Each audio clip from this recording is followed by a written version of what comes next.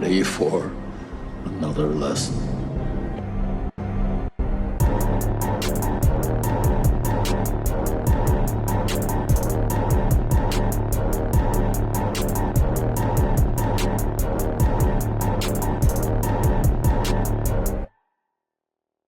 What's up, everybody, and welcome back to Back Row Banter, your favorite casual movie talk podcast. I'm one of your hosts, Adam Schwartz, and on this week's episode, we'll be talking about two movies, The Accountant and The Accountant 2, a little double feature Double happening header for you here.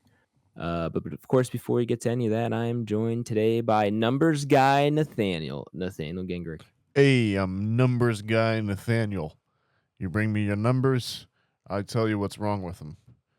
And How do you feel about math, Nathaniel? Are you super anti-math? Obviously, you have an English degree and Sure. degree in film and everything, so not very math related. Most of the Where time. do you come down on numbers?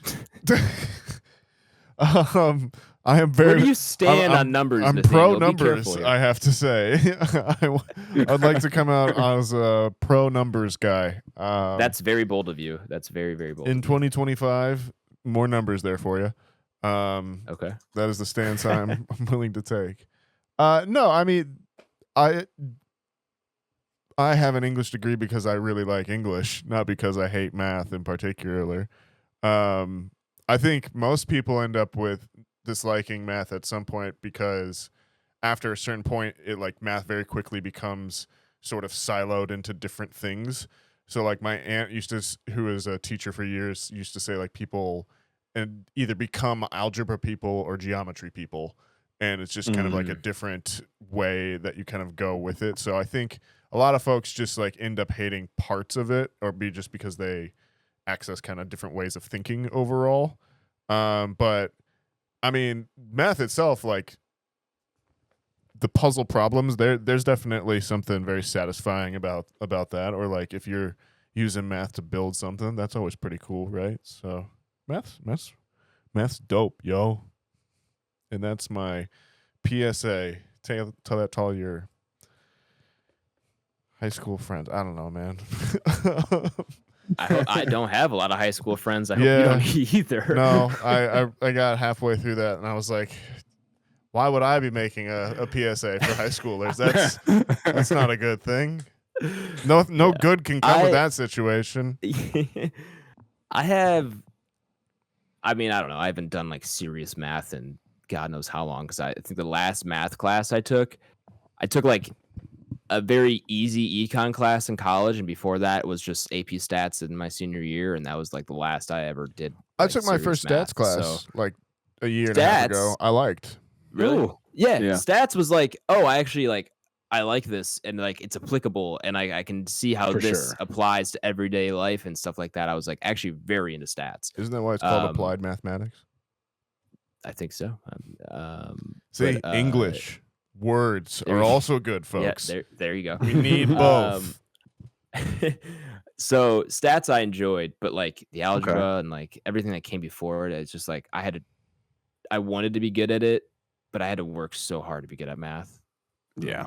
And it just never came easy to me, and so I ended up just not liking it for that reason. But it's important, and I remember hearing Neil deGrasse Tyson. There was a clip of him saying how math. A lot of people, especially I heard it growing up, and I'm sure you guys did too, and people still say it to this day. It's like, when will I ever use this?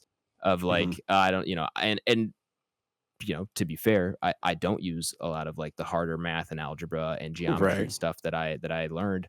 But it's not necessarily the actual like knowing of how to do that stuff. It's the problem solving techniques and skills that it teaches you of like process oriented and if this doesn't work, then that, or like kind of the rules and stuff. Yeah, and trial and error, and like just the problem solving of math is a very good thing to train in people. And to that, I do very much agree, because I feel like that is a very transferable skill from just using math to kind of learn how to figure out problems and equations, and like, oh, I've seen this way, but it's this, but like this little twist on it. You always have those tests where it's like your teacher showed you how to do one thing, and then like the test comes and it's like, oh, it's that one thing, but with a twist. And it's like, you gotta, apply this two concepts and smash them together, like that kind of stuff.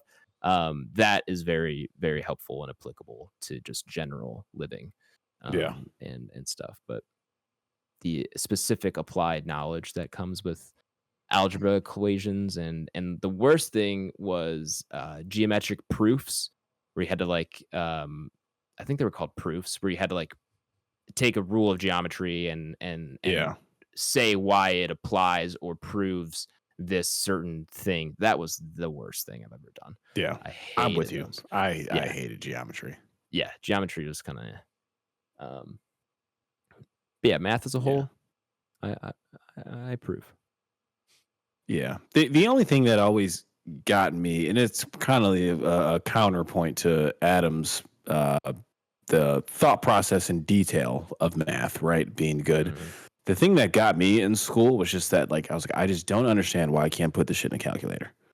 Like, I was one of those people, and maybe that's, I don't know, maybe that's just for my own thought process and how I learn and how I break things down. But yeah, it was just like, I just don't understand why in the real world, if I can pick up a calculator to solve the problem, or if you can just go into Excel, right, and put in an equation to get it. It's like, why can't we just do that here? But that was just, I don't know if that's me rebelling. I don't know if that's me at a young age and being I think that's valid. School. I don't know what it is, I definitely think that's I always valid, struggle with that. But I agree with Neil deGrasse Tyson in that there is some value to be learned where you can apply those skills of learning problem solving to other stuff. So I see both sides. I don't know if we need to like, I don't know if a sophomore in high school needs to learn calculus if they're not if they know they want to be a writer or a journalist or something like that. Like, well, don't know if that's necessary. But I think and I'm sorry, Nathaniel, go ahead. Looks like you were going to jump in there. Yeah, I was going to say, I think a lot of also our attitudes towards math and that kind of thing in our educations were molded by the institution of like No Child Left Behind and standardized testing across generations. So you had this thing of like, okay, you don't get taught math and allowed to explore it or anything really at your own pace or really through your own interests. You're all taught to the test and all taught the same way, and like that's where that thing of like, I'm never gonna fucking use this. I won't, like, this isn't this particular thing that you're asking me to prove just because that it's going to be on the test is not going to be something in my everyday life. However, if you told me like, here's this equation that's going to then be applied to your taxes, maybe that's like a good way to talk to that and have people think about that and that kind of thing. But that's an excellent point, man, and that's exactly what I was going to say. Is that I think that was the problem with math. As the older you get, it's like geometry and all those things are awesome if you're going to be in that niche field. But like, what they should be teaching people is like, okay, like, how do we do our taxes? Can you teach people about interest rates and loans?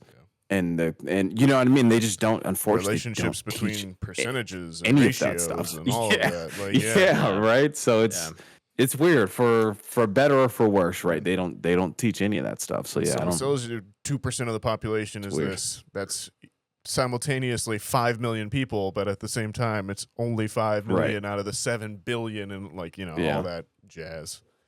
Yeah, this is where I could get into that. Our education system is there to make us compliant and good workers and not necessarily set us up for success. Sure. But that's a long conversation to have. Also joining us today is Big Bookkeeping Blake. BlakeHolder. What up?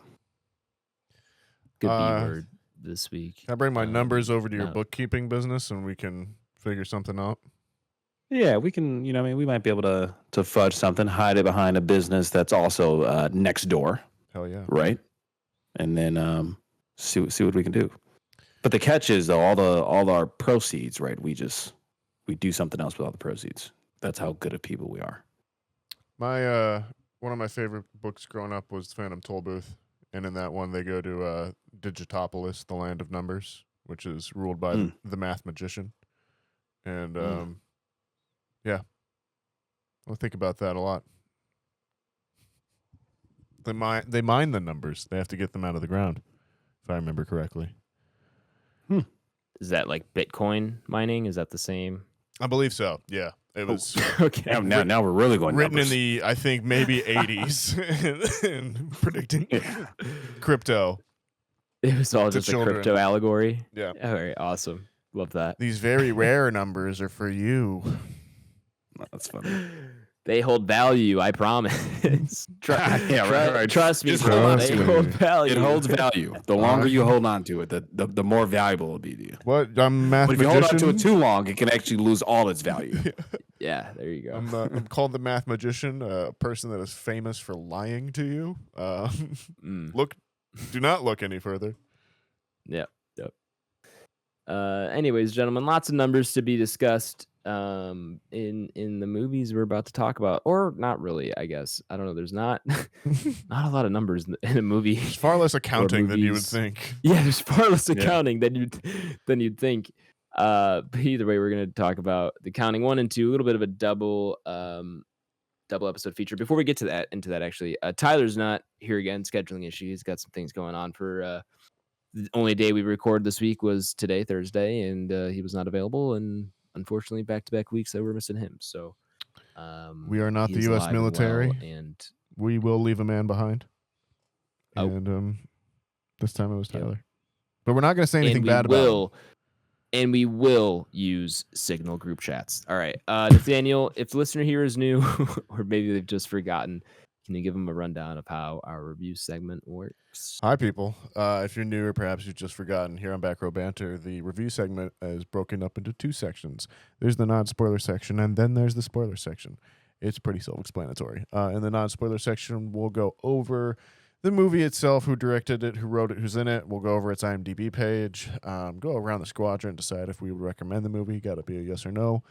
Then it'll be spoiler time. I'll play a spoiler noise. We'll go into any big spoiler moments or plot twists. And, if you don't want to have anything spoiled for you, you can come back, check the show notes. That'll give you the time codes for when it's safe to do so.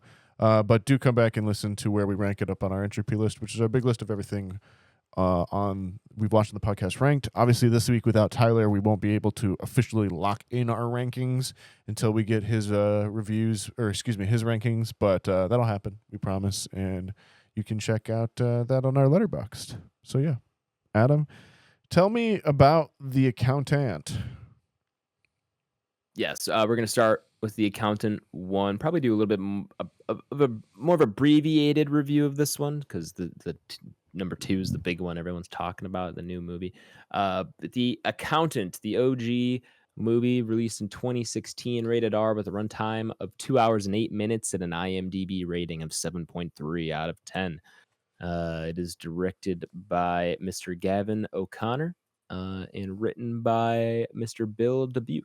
I'm not super familiar with Gavin O'Connor. Let me pull up his IMDb real quick. Warrior. That's his other big one that I know. I have heard of that.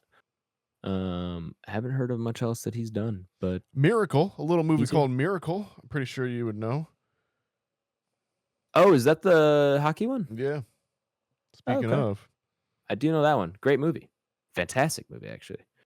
One we should probably put on the short list, if I'm not mistaken. I feel like most people would be in favor of that. Anyway, the cast includes Ben Affleck, Anna Kendrick, J.K. Simmons, John Bernthal, Jeffrey Tambor, Cynthia Adai Robinson, John Lithgow, yes. And let's see, Gene Smart's here. Am I missing anyone else notable? I mean, it's got a pretty solid cast. Yeah.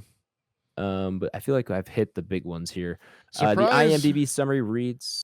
Sorry, I was gonna say surprise J.K. Simmons for me when I was watching this movie that I hadn't checked out that he was in beforehand. I didn't remember him being in the trailers when it came out. I also completely forgot he was in this movie, so kind of a similar situation for me. Anyway, IMDb summary reads as follows: as a math savant uncooks the books. Wow. All right. All right. As a math savant uncooks the books for a new client, the Treasury Department closes in on his activities and the body count starts to rise. I love that. IMDb summary. I think one thing it could add that it's missing that is a pretty big plot piece here is he's not just a math savant. he's got autism of some sort. Don't know if there's a more specific term for his condition or anything like that, but math savant is decent enough, but great IMDb summary, I should say. But yeah, I mean, we've got Ben Affleck is accountant by day, somehow like incredible martial arts and weapons specialist by night. He's kind of got a weird duality going on, but that's kind of why this movie works a little bit. Anyone's first watch, I think all three of us have seen this before, correct? Yeah, I've seen it. Not a ton of times though. This is I probably have to go on to say this is maybe my second or third time watching it. Okay. I did catch it in theaters. You did. All right. Noted.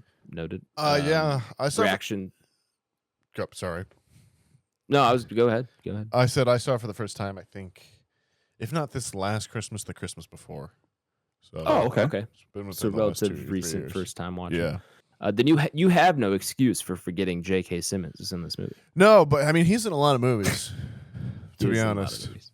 Thank God he's in a lot of movies. Yeah, right. You know. But good to know. This is also my second watch. Okay. When's your first?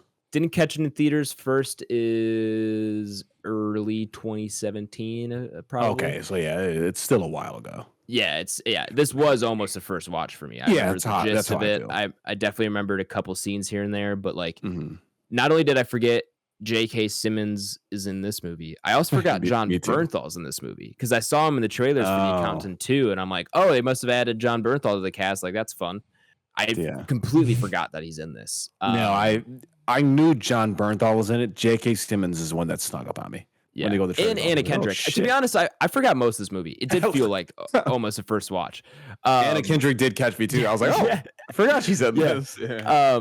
Really, like the main parts I remember are like his house and like how he would like, not much of a spoiler, how he like open and closes the garage door, like that kind of like I don't know. I remember those smaller sequences sure. and a few things here and there, but like by and large, most of this movie and the plot of it and who's in it completely, lost in my mind. So almost first watch for me on this one. Yeah. Or I should say on this rewatch. Pretty good time on the rewatch too. I remember enjoying it the first time I watched it. This time around, it was kind of a similar experience where I'm like, nothing here necessarily blows me away, and I maybe have a critique here and there, but like pretty solid movie overall, and moves a pretty good pace, pretty good clip. I like the people that are in it, pretty good characters, pretty good action, pretty good time. Like nothing blows me away here, but like very enjoyable 2 hours for me at least, and I would definitely be a recommend. Where are you guys falling on a second watch here? I'll jump in here. Like I said, probably my second or third time seeing it. De facto, or essentially a first watch, right? Because I haven't seen it in years. I'm probably going to err on the side of pre 2018, pre 2019. Sure. So yeah, still a pleasant watch, right? There were a few things I still remembered from it where I knew the ultimate twist, quote unquote. We'll use air quotes again, right? I knew that piece of it. But yeah, it's still a solid flick. I knew Ben Affleck is in here in a very challenging role per se, as well as John Bernthal kind of plays all like John Bernthal characters the same, if you ask me. But like, I'm cool with that, to be honest with you. So I was totally fine with that. And at the end of the day, you still get like some solid action as well. So yeah, it's an action flick, man. It's an action flick. It's got a little story to it.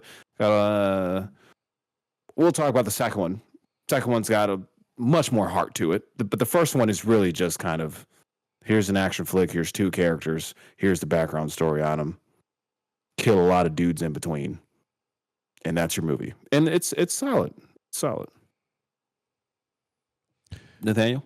Yeah, like I said, I saw this within the last couple of years for the first time, but this was a rewatch where it was kind of like enjoyable for me to revisit and kind of like take a look, I guess, at the story a little bit more and like kind of look, because I watched it the day I went to see the second one as well too, so I kind of wanted to get like kind of a good lead into it, because actually Waz had seen it the night before and said like, oh, I wish I had remembered more from the first going into the second, so I wanted to kind of make sure I was paying attention. And I do enjoy the movie. I think it's a cut above your kind of standard boilerplate action movies overall. I think it's got a little bit more going for it than that. I think Ben Affleck is a big part of that. I think Anna Kendrick as well too is pretty great. Overall acting's pretty great across the board.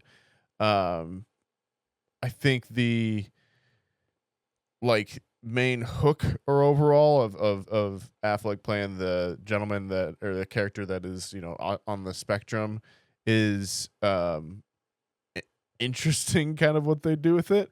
They certainly try and say a few things with it, not all of them successful, but it at least I feel like has some pretty some thought behind it on those fronts.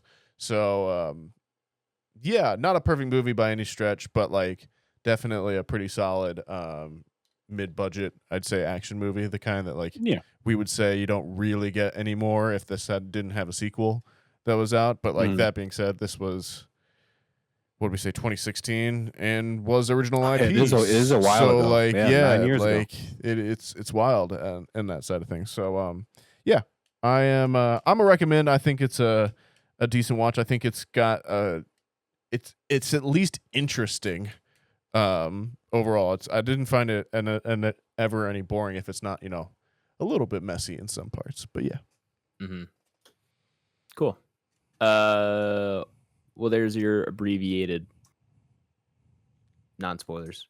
We'll go into spoilers and then give it a ranking, and then we'll get into Accountant 2. But if you want to skip over the spoilers for Accountant 1, check the episode description. I've left a timestamp for you to jump over our spoilers. Nathaniel, spoiler noise for me, please. Let's see, what do we got this week?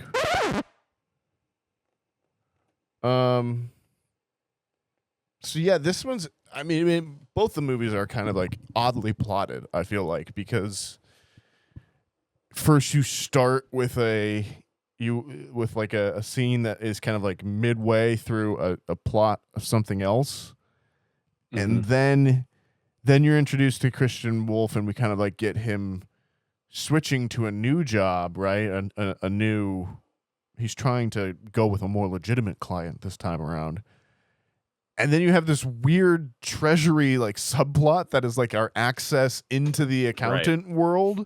And it's just, and I feel like that's more where it is like you can tell there has been this like extra level of thought that has gone into these movies a little bit more, that it's even bothering to kind of like set up and structure itself that way. But it does mean like, I think this movie does like it's longer than you think it is at a certain point. And I think by the end of it, I was like, agreed, a little bit like, oh, okay, yeah, they're brothers. So that's cool. I'm glad they're brothers and they found each other again. However, like the plot also just kind of peters out as well too. Like they're kind of just both like, all right, well, see you next week. And then like, again, not negative. And I still like this movie at the end of the day, but like the big reveals aren't necessarily very satisfying, I feel like. And that's the thing, right? Where even with, I guess it's kind of a two-sided coin, right? Where I can see both sides of it. Where I know this isn't essentially my real first watch, but the one thing I did completely remember from this, and it's also incredibly telegraphed immediately from the beginning, is that Ben Affleck and John Bernthal are brothers. Yeah, right. It's almost like that would be portrayed better if I don't know, like we didn't reveal one of the brothers till like later in the movie of like their childhood scenes. Yeah. Because you know they're brothers because every childhood scene has both fucking siblings involved in it. Right. Which is fine. So that as the viewer, you're just like, okay, well, somebody else has got to be involved, right? To be the other brother in this. And then it cuts to the John Bernthal character sitting in a car, and you're kind of just like, man, he's like the third man you see in the movie, the third male actor you see in the movie. You can already establish it's not J.K. Simmons. He's like 80, right? So you're kind of like, so yeah, that's the only thing. I was like, man, I wish they would have gone about those flashback child sequences a little different, and they didn't already reveal that there were siblings involved. And then we kind of got that either narrated by plot or just through background conversations and character development and conversations of them kind of revealing past and then having them meet at the end. I think that would have been a much more fulfilling movie. That being said, it's not horrible though, right? I'm just kind of shooting thoughts out there. No, I think we're all on the same page where we agree with it. Like it's good at the end of the day, but that's why I feel like we also feel comfortable like critiquing it a little bit in some ways as well too, right? I just, this movie is feels almost a little underdone. Like it could have, if left it in the oven, let it cook a little bit more, kind of flesh out some plot details and how they link together and how things are unveiled. Like there, concepts there, performances are there, actions there. It's just there's something about the plot and also the runtime and those two things going hand in hand. And where if this was maybe just a little bit tighter in certain areas, and I don't have anything specific necessarily to point to, so maybe, that one's on me. What is the runtime of the first one? Was it like 210 or something like that? Yeah, 208. Okay. And I couldn't believe when I paused this movie that I had like an hour left. I was like, whoa. Yeah, for sure. Yeah, it's because okay, they spend so much of the movie trying to like convince you that the dad is an asshole but a good guy. When like the movie so desperately doesn't kind of like the way that the movie is set up and like the way that the character structures are written, it so desperately doesn't want that to be the case. And like it's just it seems to be fighting that the whole time. And I think that is also why the like Bernthal like things, because like he is like an assassin, which are like at least in the second one they just like flat out say this at this point, but like he is on the bad side in normal morality world, right? But like we know we're inevitably building to a cathartic point with that.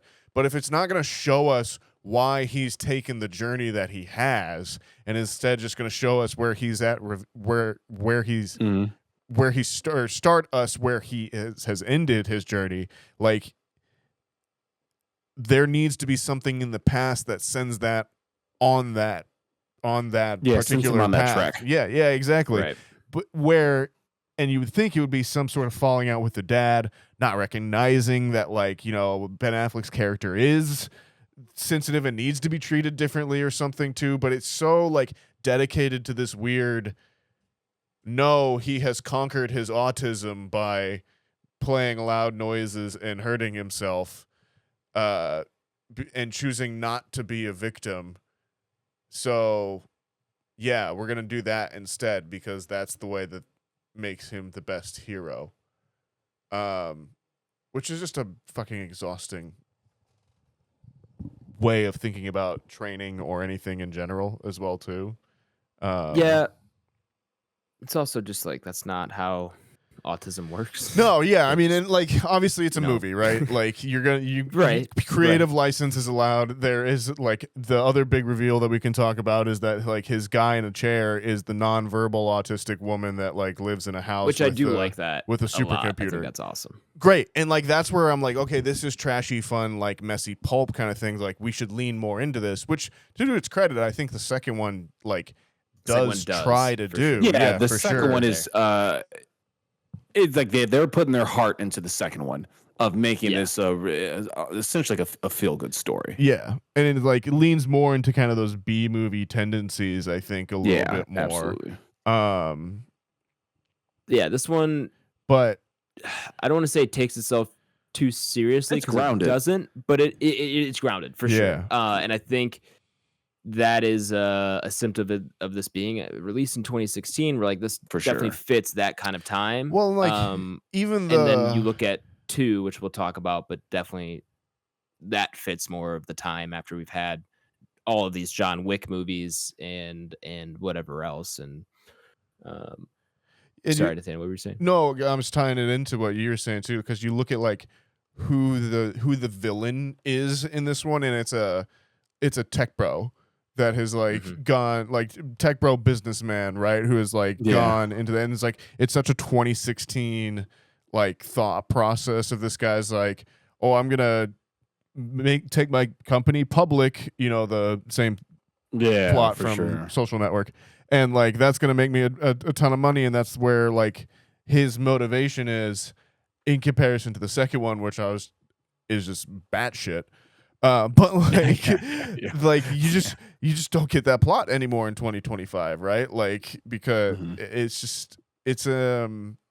it very much does kind of like feel of its era in some ways without necessarily being without having aged badly or anything like that, I think. Yeah, I don't think it's necessarily aged bad in that sense. But it was funny watching this and being like, wow, like this plot feels new yet so familiar because it's just because and it's like we saw it a ton a decade ago. Well, and they very clearly like leaned into the fact that like Anna Kendrick was kind of having a moment at that time too, and she's playing very much like this like aw shucks Midwestern, doing a great job at it. Like does awesome with it, but like there's so, and like I will say this movie does feel very like Chicago setup. Like they do make good call outs and stuff like that. And that's what I was saying. And that's one thing I totally forgot watching this. And I was like, this is one of the most Chicago movies of all time. They name drop Skokie, Joliet, Naperville, Aurora. Naperville North High School. It's like, I'm like, holy shit, I forgot how Chicago this movie is, man. It is, but at the same time, it does feel like insert Chicago suburb here to make sure that we're in Chicago. Yeah, no, for sure. Insert Chicago. It's like Aurora. It's Chicago. Like, dude, I get it. It's Chicago filmed in Georgia or whatever, wherever they made. Yeah, exactly. It's like, all right, you want this movie set in Chicago, but or just Vancouver, saying like we were talking names. about earlier. Yeah, it's just all right. Like we get it. There's if you want a movie though that feels more Chicago, it has to be more than just naming suburbs. For sure, just naming random suburbs. Or like one shot of him driving into the city along North or Lakeshore, and it's like you got to do more than that. So to me, it kind of got a little annoying when it was like the sixth Chicago suburb we mentioned. when they finally got to Aurora, I was like, all right, I was like, they're dragging it. Yeah. Man. Someone found themselves a Rand McNally road atlas and went to town on the script. That's funny. But yeah, man, all points I echo from the group. So yeah, overall, it's one of those movies where, and me and Haley kind of caught ourselves talking about we were watching. It's like, yeah, this movie is just, it's not. There's nothing wrong when I say bland. There's nothing wrong with being bland. But this is a very run-of-the-mill action movie. Yeah. Right? You have your characters. We know the plot that's going on. He's got the side accountant, right, gig going on. He's essentially like John Wick, right? Sure. If you actually think about the movie, I think I only saw him take damage maybe twice, and it was at the end in the house where he gets like an elbow to like the jaw and everything, but everything else, he's like, no one even like remotely damages him. Yeah, you have a mistress or a love interest, even though Ben Affleck is autistic, who he may not take it as a love, right? He may not take it as a love interest in the context of the movie, right? His character is autistic, so he's not taking it as a love interest, but as the viewer, that's absolutely the love interest in there. So he's kind of going out his way to make sure he saves Anna Kendrick's character, and yeah, it's cool, man, but it's not groundbreaking to me by any means. Yeah, there's nothing in this movie that like stands out to me of like, oh, you got to watch this movie for blank. It's like, but if I think about it, what about that? What about the action scenes though? Like any of like the action scenes stand out to you guys? Even or are they also just kind of like solid 2010s action? I think the sound editing is pretty good. That does stick out for me overall, but I think the actual like action itself was kind of fine.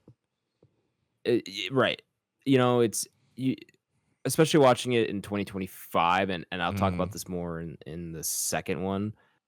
But it's like, man, like you got to do a lot to stand out for action movies at this point. Right. And that's more of a point I want to talk about with the second one.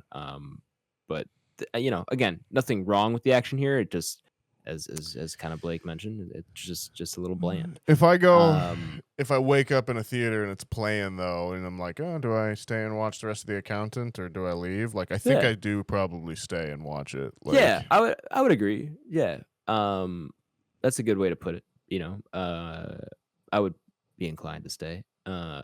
Before we move on from this one, though, any favorite scenes or action sequences or anything? I do like we've been very kind of critical of this movie. I want to yeah on more of a positive note. I mean, here, I think like I said, I think we all enjoyed it. The initial office room scene is good with the markers on the walls. Like that is, that's fun. It's cool, except I'm like, dude, there's no way you're going through that much ink. Like, that's crazy. It sounds like we're knocking on it, and like that was cool to me, but like that was like so cliche of like, look how smart this guy is. He writes like on glass instead of just fucking using a laptop. Like, you know what I mean? It's like this movie doesn't take place in 1960. No, so it's just I don't know, man. It's so funny. Maybe that's just me. No, because it's weirdly again the same thing from The Social Network, right? Like it's where he also writes on the glass on the for sure. on It's the thing. awesome though. Whiteboards, there's so laptops funny. available. Yeah. No, but I'm a sucker for like a weirdly like maybe not true fact that somehow worked into a movie script. So I love the bit when he's like, the second number. Look at all these. Second number's 3. Most humans, when they try and make up a number, will naturally like put in there. I was like, yes, that is the good shit. Feed me that stuff. Yeah. Like I do. Like I like that moment. I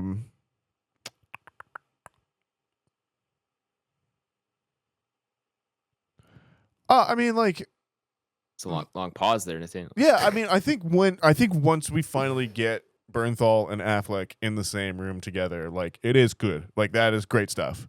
They're awesome together. It's clear why you think, oh yeah, let's bring them back for a second one or something like that. Yeah. I like the J.K. Simmons retells the gun to the head story.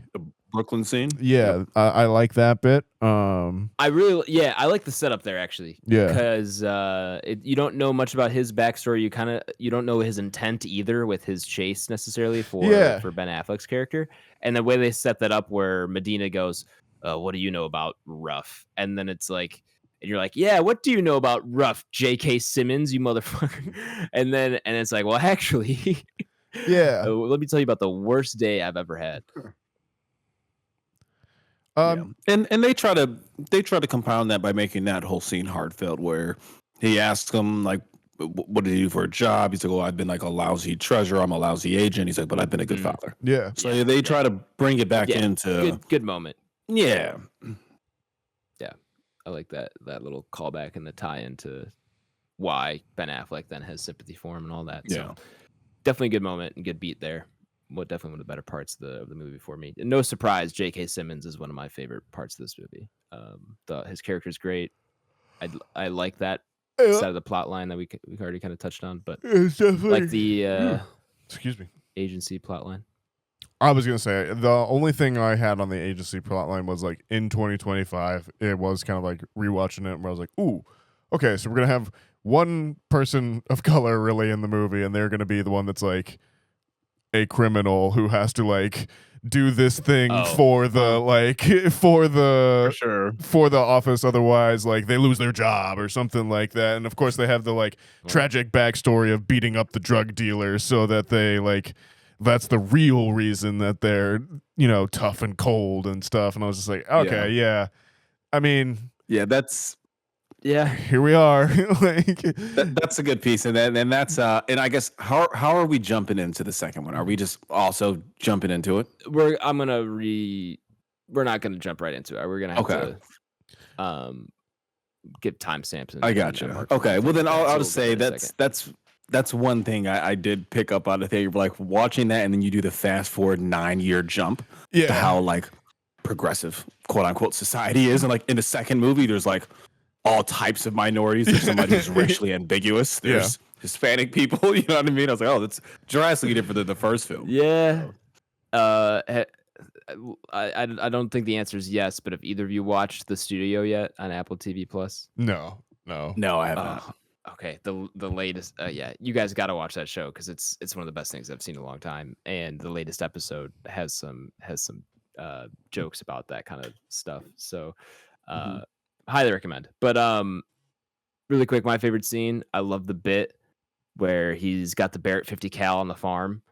And the guy's like, that's gotta be like 2 miles out or something like that. He's like, not on my best day. And he shoots and nails it right away. And then that's the second farm scene later where it's kind of the home invasion almost. And then he snipes the guy out of snipes the guy from a moving vehicle or something like that. Or he hits some crazy shot. It's like, all right. But that's a good scene too. So I really like that little bit. All right, we good on accountant 1? Yeah, I think so. Yeah, I think so. Are we giving a ranking on this thing? I feel like what did we do our last double up? I can't remember. Yeah, we can wait till after. Make up the rules as we go. Yeah, who knows? Yeah, I guess it doesn't matter too much. We're still gonna be waiting for Tyler's anyway, so I guess that's true. All right, then we'll go to accountant 2, non-spoilers. So welcome listeners who skipped over the accountant 1 spoilers. I don't know why you would not see accountant 1 and then join us for accountant 2 non-spoilers, because I don't know why you'd be interested in seeing accountant 2 without seeing accountant 1. But regardless, hello, accountant 2 non-spoilers section. New movie, also rated R, runtime 2 hours and 12 minutes. We got longer on this one, gents. 4 minutes longer. IMDb rating of 7.2 out of 10. So 1 mark down from the original movie on IMDb ratings.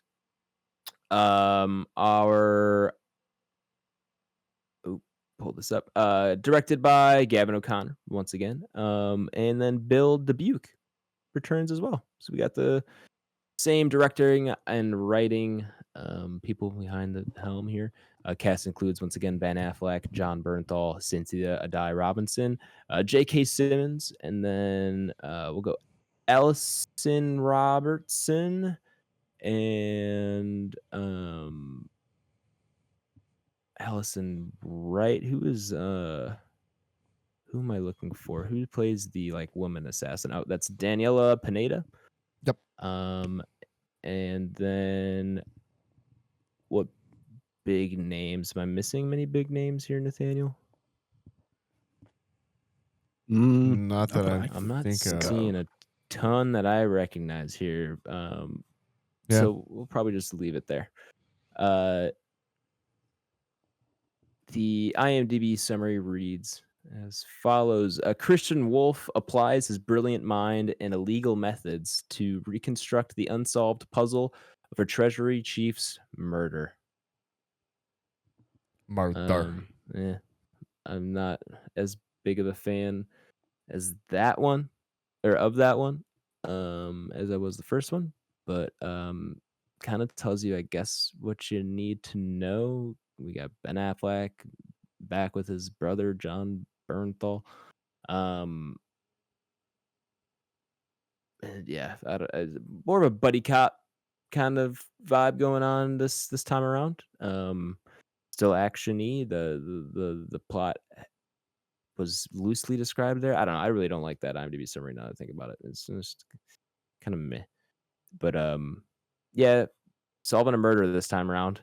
Yet again, not a lot of accounting going on. Far less accounting in this movie, I would say so, than the first one even. And even though that's this impressive. The title cards does posit this as the accountant squared too. So realistically, like John that. Bernthal should have showed up with a little green Pocket shade protector. and pocket protector in this one. He should have had to do some accounting, or maybe like he could have been like the notarizer or something, like the other, like he The got notary? he Ooh, did the copies and stuff like that in the accounting Right. business. He was the office manager.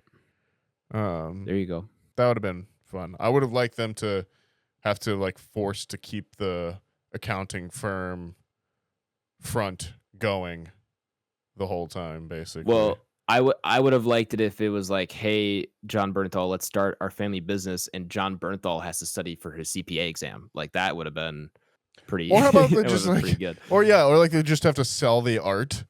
We didn't even bring that up in the last Yeah, one. Like, we didn't bring that up in the first one. He gets paid because his normal clients are like criminals for some reason. Yeah, money launderers, all type of shit. Yeah. Which I guess it's implied that like he works for them and then hands them in, which eventually people are going to be like, your client, all of your clients are getting taken down by the Treasury Department 6 to 8 months after working with you, sir. Like, yeah, he's like the ultimate like.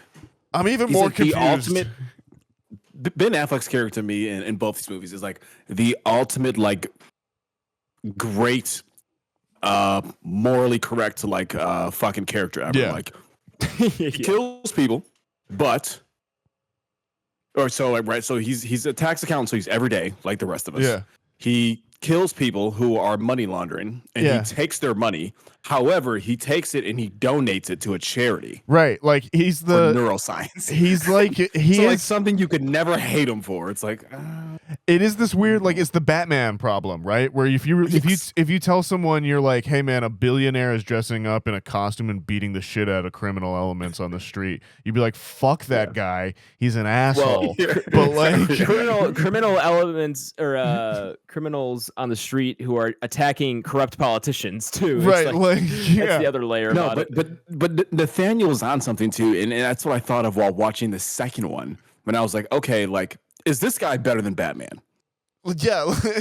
In terms of like, he's doing everything right, and then all the money he just fucking donates it away. Right, like I love the idea that this movie posits that there is this fucked up thing to the world's like the U.S. financial system, but don't worry, there is a man that can help you. He's just like, he will also figure out how to screw it to the IRS, but also can like steal from the corrupt and give to the needy. Like, he's even better than Robin Hood because he doesn't take from rich people, he takes from drug dealers. Like, yeah, it's what a guy. Yeah. Anyway, so yeah, rounding out to the second one. Accounting to non-spoilers, thoughts here, guys. Obviously, new movie. Decent amount of people talking about it. Yeah. First time watch for everyone. How we feeling? Yeah, non-spoiler thoughts. Honestly, I like it more than the first one. So I'll just kind of come out and say that. You do have to. They lean into it. They lean into it, man, and they swing for the fences in this one, and you kind of gotta suspend a lot of disbelief. There's not a lot of counting going on. A lot of the bases of the first one that are very grounded aren't really in this one. But honestly, I'm kind of in for the ride of two brothers fighting crime together, man. It's like, you know what? That's the movie we're getting. So I'm honestly, I don't mind it, man. That's my brief thoughts. We'll chat spoilers for it. But how does everyone feel about that? I did not like this movie as much as the other one. For sure. Yeah, for sure. I thought like easily the best parts about it are just when John Bernthal and Ben Affleck are on screen together and like performing, and like that finally happens so late into the movie, and then like even then they have like the same version of the conversation like 2 or 3 times, and like it's very heartfelt and it's really good when they do it. But like I was just like, fuck, man, like cool, we could have done this at the start of the movie, and then I could have had an hour and a half of you two like the bar scene, which I think is like the highlight of the movie to me. Which we'll talk about like in spoilers a little bit more. Like, you're telling me I could have had an hour and a half of that rather than like this whole thing where like J.K. Simmons is in it for 5 minutes, but he clearly costs too much, so we kill him and elevate the person that costs like $500K instead of $5 million or something. To, you know, it's so sequel-y. Like, in some ways, I kind of respect it. Like, it's very much almost like a 90s sequel where everything's slightly worse. I had the same thought. And like things are just a little bit stranger as well too. Like, there's Dude, I mean, Yeah, you go ahead. I'm sorry, I don't want to interrupt you. But there's some things that like drop off between movies. Like he doesn't like his in the second one like at all. Like he doesn't like. There's certain things like doesn't he? And at a certain point like he doesn't do the obviously the loud noise and like bright lights and like I think at one point even his brother is like, oh, you're not doing something, and he's like, oh yeah, I don't do that anymore. And like it's just very simultaneously like it feels like this what we used to get with sequels, but like at the same time not in the way that was hidden for me. Like there was times where I was like, oh, this is fun, but like it wasn't so bad that it was good, and it wasn't like so nostalgic that I was completely wrapped up in it. I was just like, man, like I feel like this was just dumber. Go ahead, Adam. I'm right there with you, Nathaniel. I probably like it. It sounds like a little bit more than you. Like I didn't hate this movie by any means, or like strongly dislike anything about it, but I was having a hard time finding things to like really get me going in this movie. And I was enjoying the first half, and we'll get into spoilers. Obviously, I was enjoying the first half. It starts to fall off. The wheels start to fall off a little bit in the second half for me. And there are good bits here and there. The bar scene was aforementioned. Again, we'll talk more in spoilers, but I'm with you, Nathaniel. We're just like, it doesn't. There's so much. These two movies feel connected, but also disconnected, and I don't know how. Like, there's things that, like you said, I thought that for fall sure off in between. I thought for sure it was going to be written by someone different. I thought for sure it was going to be like going into it because I didn't check the page beforehand, but like seeing it, I was like, okay, this is definitely like the same director, but I was just like, I feel like this is a different writer, like completely. And seeing that then afterwards that it was Bill Dubuque again, I was like, wow, that feels really weird. Yeah, and it feels like it's kind of trying to take a step of what John Wick kind of did, where the first one's pretty grounded and for sure. You know, there's definitely Mission some Impossible kind of mysterious. Sure, that too. But and then the second one is, all right, well, we're kind of going to lean into what makes us a little bit more unique and have a little bit more fun with it and do some more interesting things. But those interesting things just were not hitting for me, and it kind of lost kind of the appeal in some sense. And I mean, I'll get into the plot and spoilers, but yeah, it just wasn't it for me. And I in terms of action, this is an action movie at the end of the day. I was hinting at it earlier. I don't think the action is particularly good here either. So yeah, I just felt very meh about this. Good moments, decent enough movie. Like I don't feel mad that I watched this, but I don't know if I would really want to watch this again anytime soon. So, am I recommend? I mean, yes and no. I know we always say it's one or the other, but probably lean towards yes if I had to pick. But it's just, you know, if you have A-list and you're looking for something to watch, sure. But if not, and I hate saying this, but if not, like, yeah, you could probably wait till streaming. You know, like you're realistically, like this is not a movie. It's not one of those movies where I'm like, I gotta see it in theaters. You know, like if you want to see something in theaters, that's Sinners or Warfare. Either of those are still playing.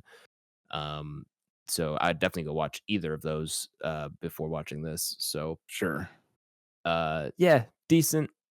Not mad I watched it. Would be mad if I watched it anytime in the next couple of years. Yeah, I think I'm good on this one. But yeah, I think we're done here for non-spoilers. Doesn't sound like Nathaniel's a recommend. He stepped away. I am a recommend, and Blake, sounds like you are a recommend as well. Yeah, I'll recommend it. Yeah. All right, cool. Spoilers for Accountant 2. If you've not seen it, timestamp in the description. Jump over spoilers. We'll rank both of these movies with just our rankings because we need ties as well. Nathaniel's still away from his chair. So we don't have a noise for the spoiler round of things, but you've been warned. Dude, what the I don't know if this plot does at some points just doesn't make sense, and I don't know if I'm missing something.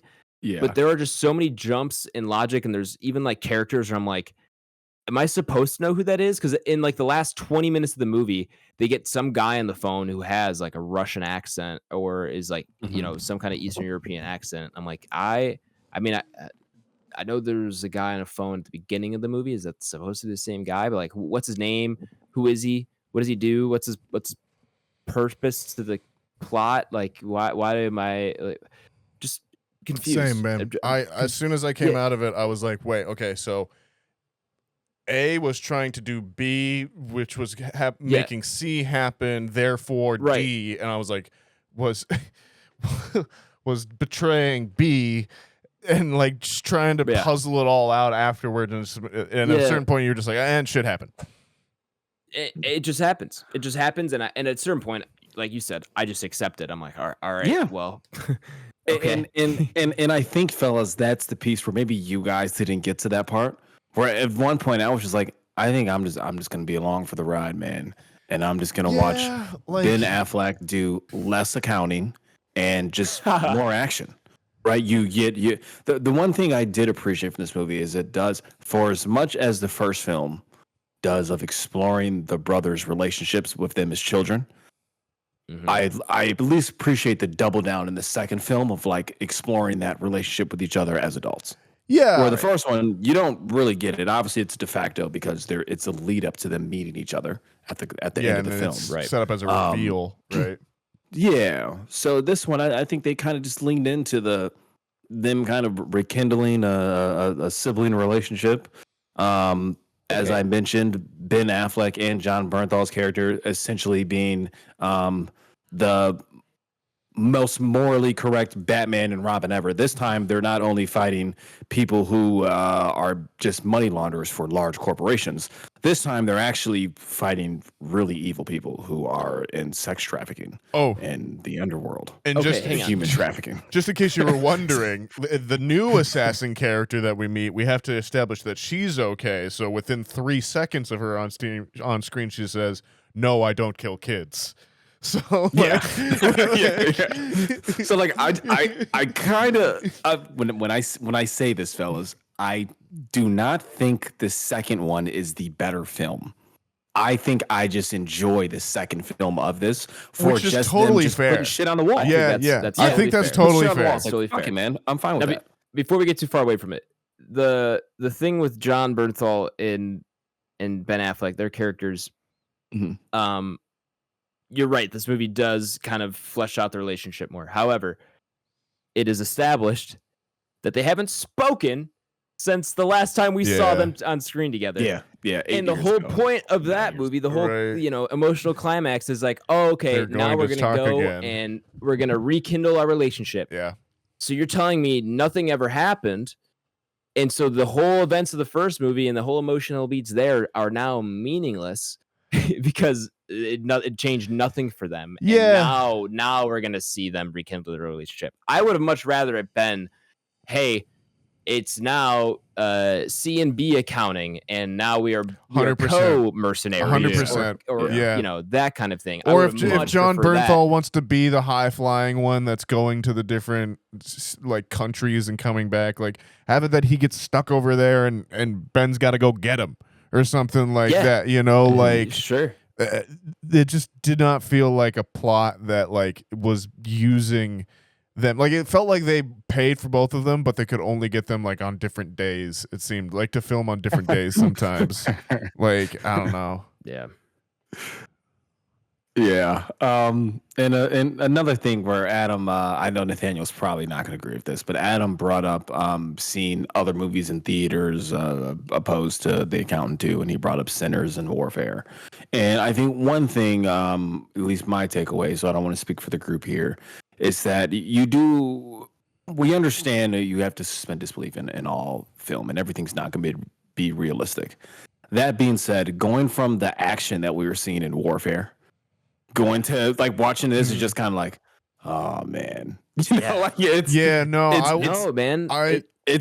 It's rough for me. It's rough. But you have to suspend the disbelief. I think in some ways this is not trying to be an accurate Well, it's more so just like, and I'm not saying action directing is easy by any means, but like I said, man, the bar's high in 2025. I've seen John Wick. We even if you want to go back far enough, like Jason Bourne like movies the are better fucking than Mission this. Impossibles. Mission Impossibles are better than this. Marvel movies are better than this. John Wick's better than this. We just had Warfare. So it's like we mix all that stuff together and you just get over the shoulder shots of them shooting at people through smoke. and then they kind of duck behind cover, and you see him reload, and you see how much more ballistic training John Berthal has had compared to Ben Affleck. Sure. It's like, okay, sure.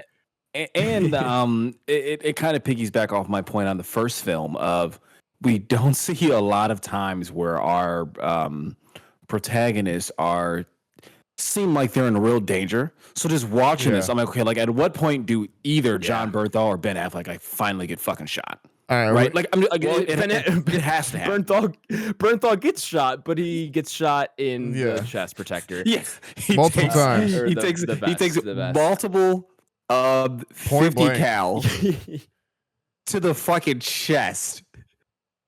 And he dives behind cover, and I was just like, "This is fucking hilarious." And man, it's like you just have to buy into. No, I mean at that point in the movie, at that point I had gotten into like whatever. Yeah, you know, like, I was these guys are superheroes, but whatever happens, happens. Right? Yeah. I just I couldn't believe that it was wild enough to have the autism NSA group that was there together, which was I thought that's where they may be going. You know what I mean? And the fact that you realize it's just a full we're not being culturally insensitive here. We are all progressive. No, and this is literally what is in the movie. There's no getting around it. Turns out to be a full autistic cyber team behind him is fucking hilarious, and that's why I like this movie. I was like, but I don't know the fact that it goes holy shit, I have to respect it though. I have to respect for it. Sure. The fact it goes that crazy, but doesn't have the balls for to make the assassin lady the only one crazy enough to actually get Ben Affleck, and for some reason they end up together or something like that. It doesn't go crazy enough, in my opinion. It doesn't go. It needs more crank. That would have been great. It needs more crank, is what I'm saying in it. Yeah, I think you're right a little bit, Nathaniel. Maybe you should have leaned even heavier into it, because I maybe would have just been more on board. Because I think it's just such a tone switch. And it's not always it's not necessarily earned or justified, really. There's so many things that are so weird. Weird discount Ethan Hawke is just killing people. Dude, oh my god, I thought that was Ethan Hawke the second he was on screen. I was like, oh cool, he's in this.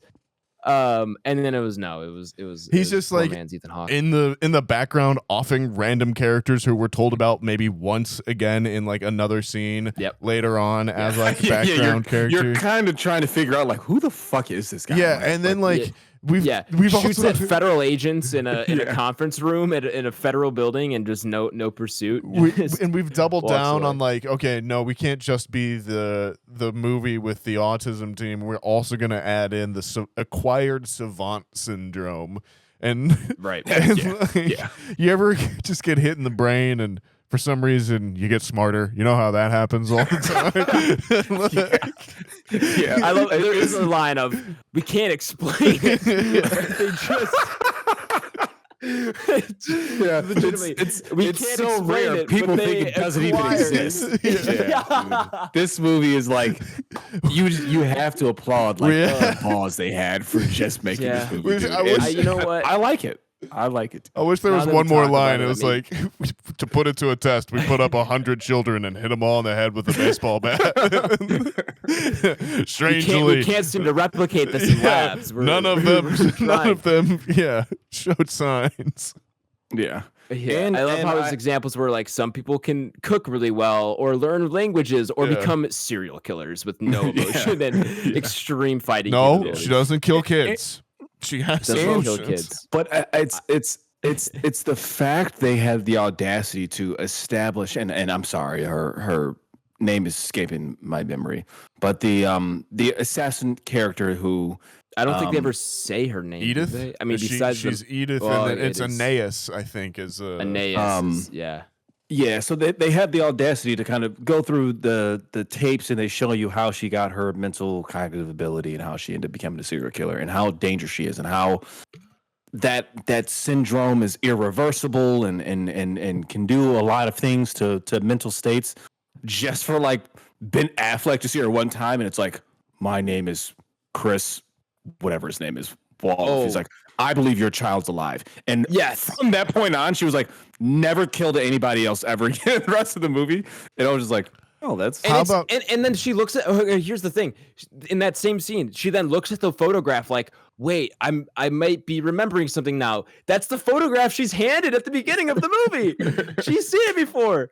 Yeah. How about he's able to diagnose the child as autistic through the photograph? Oh my God, yeah. What is that? He's like, what a random reveal. Do you care so much because you think he might be like you? It's like, how would you ever tell that? You can't just. Yeah. I don't know. Well, to the movie's defense, he doesn't entirely know the child's autistic. I think they're on the ledge of like, and that's John Bernthal's right side. Is like, well, like, we don't know if he's autistic. He's like, you're going off on this mission that you always have to complete, right? Of kind of part of as a part of his autism. But yeah, also like hilarious. And then like as soon as they showed the kid, then like he's like 1,000% showing traits of autism. And I was like, this movie's like they're cooking. And then immediately into everything. Oh man, then just immediately, the chef's kiss is not only did they just let his mom run off into the wilderness, off to kill again into the night. Then they're like, "Oh, there's your kid. Okay, we got him free. Hey, we're gonna go send him to Maine. But don't worry, he's all coming with us. Also, he's going to Professor X's school for the 100% for the gifted kids. Yeah. Also, my favorite bit at the end. Did you say Professor X? Yeah. My favorite bit was this is essentially the X-Men, right? Like is essentially what this is turning into. I'm not even joking.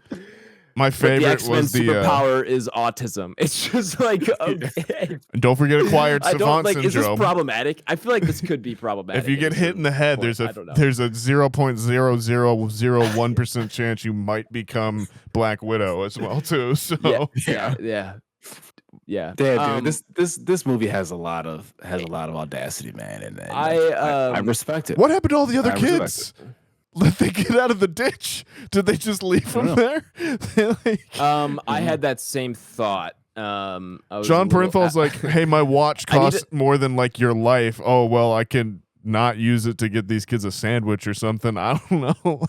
Yeah, I was waiting for the line of like Ben Affleck walking up and John Berthel be like, well, what do we do now? Like, all these kids. Good thing there's a convenient school bus. They saved the one kid and they brought him to Professor Xavier. What is that school of autism? God, it's Harbor something. Well, no, I meant in X-Men. I don't know. How about they put them all on the bus that they just murdered a man in the back of School for Gifted Youngsters. That is 1,000% what this is. Chris Wolf's school for gifted youngsters. They blow discount Ethan Hawke's head off in the back of the bus, and then they're like, "Okay, kids, we're going back to America." We didn't discuss that part. I do, but before we jump on that, I do want to get on the topic of when they finally deep dive how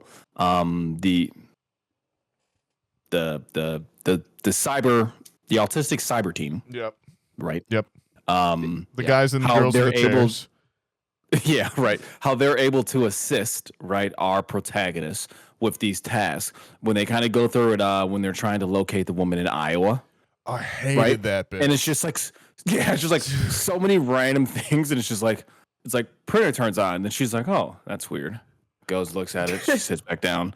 Then it's like doorbell rings. She's like, "Oh, that's weird." She goes, looks at it, comes back down.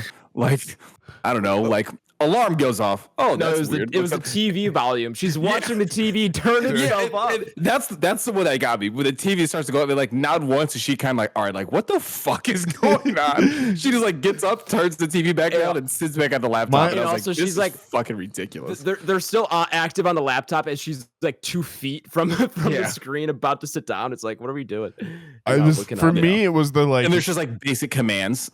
Yeah, like it's like red light, and like they've like stopped the whole transaction, and the screen would go back to where it previously was. It was not like it would pause in real time, which is so fucking good. funny, man. Go ahead, Nathaniel. Well, and then that whole bit, like the fact when they like hack in, it's just like they're looking at like a screen with just like everything connected together on it with its own little label. It was just like smart TV, printer, like it's just all very conveniently just like created UI. It was so bad. Hey man, if underwater can do that with the tracking system that can show the exact blast radius of the explosion, I'm gonna let this one get away with it. It just it really reminded me of the bit in like what is it like Batman v Superman when they come across like the video files of the other superheroes, and for some reason Lex Luthor's like intern or someone has created little like icons for each one, and you're just like, who is doing this at the company? Who is spending the time to like create this up in Photoshop for you? Yeah, quite the deep marketing team. Right? Why is this not just a file folder on your desktop? Yeah, exactly. One of the last things that I wanted to touch on in terms of like disconnect between the first one and this one, J.K. Simmons' character makes no sense as to like why he retires. What he's doing, like why is he then suddenly hunt like someone who solves freelance like private investigator who has an established relationship with this assassin who has no personality or memory of who she is, and then why does he? Maybe this is given and I just missed it. What is his attachment to finding this family exactly? Like, was he trying to find the assassin that he knew already and just didn't know she was an assassin? But if he doesn't know she's who he like, it just doesn't make sense. I don't know. His character made no sense. And also, the whole beat that we just talked about in the first one of him being a good father is never touched on. It's never why is his emergency contact Medina? And not his kids, and where are they? Or it's never even brought up that he's got to. And I think the first one he says that they're grown now or whatever, but it's like we're just different character. It's just different character entirely. But okay. Yeah, and it's those bits that like again made me feel like, man, this feels like it's written by like a different person, because presumably if you would like written the first one, you would have like ideas for those characters, or like you I feel like authors, like they talk about it all the time of like, oh, I have a whole backstory for a certain character planned out, like I'll never write it down, but it's just for me to have kind of thing so that I know where they are at any given point, right? And like can help use that to inform how they make decisions or something like that. Just very sequel-y movie, but like a 90s sequel where it was just worse, not like a 2000 sequel where it was like we're building to a trilogy. Sure. Yeah, I fucking hope they're not going to a trilogy. Did anybody else think it was strange from the antagonist of the story, played by, what is it, Daniela Pineda? I think it was Pineda. Yeah. The character she is as the assassin looks drastically different than like the flashback of the person who gets in the car accident. And I was watching it, I was like, are these the same fucking people? I couldn't tell if it was a different actress or if it was makeup. Like I genuinely could not. Yeah, I don't know. I had no idea. For sure. So I thought it was just me. But I was like, okay. No, it was like one of those. Like, that like reminded me of like a late 90s, early 2000s like horror movie where you have like a guy who like turns into like a monster or something like that, but like it's very clearly played by two different actors, and so they'll always have like one transition scene where like it's one person on top of each other, like for some reason for like one moment, and you can always pick it out kind of thing. It just was very odd. Yeah.